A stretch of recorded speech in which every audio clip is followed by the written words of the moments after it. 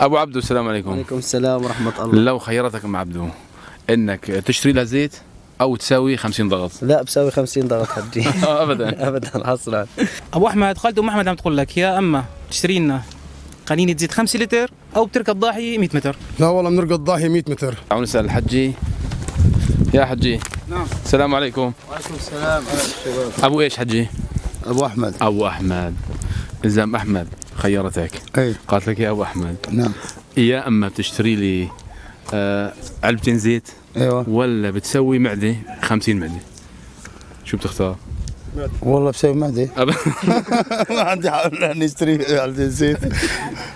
شايفين جماعه كله اختار رياضه. طبعا احنا زرنا هذا المخيم قبل هلا وشفنا صعوبة الطريق، بتطلع عليه، شفنا الوعورة اللي عايش فيها السكان هون.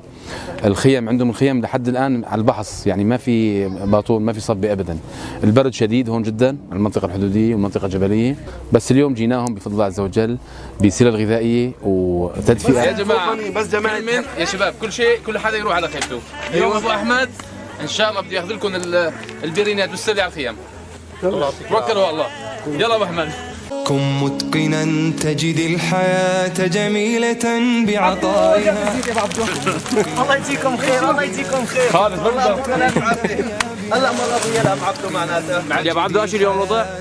ذهب غير شكل. عملنا له الزيتات للمرأة والبطاطا. تلقى بنفسك فرحة تحيا بها. اجعل لنفسك بصمة في كل أمر. إننا ننمو ونزهو حين تتقن بالعطايا. السلام عليكم. هلا مين كان عايش هون بالآثار هاي بتعرف؟ الله عليك. رومان. هلا مين عايش فيها؟ الله المعجري. الله يعينه هيك. تفضلوا صالة الشاي تفضلوا. لك على راسي يا ابو احمد. يا طيب ترى اخذكم ان شاء الله. ترى مصريين يشربون شاي معنا. اهلا وسهلا. تفضلوا تفضلوا.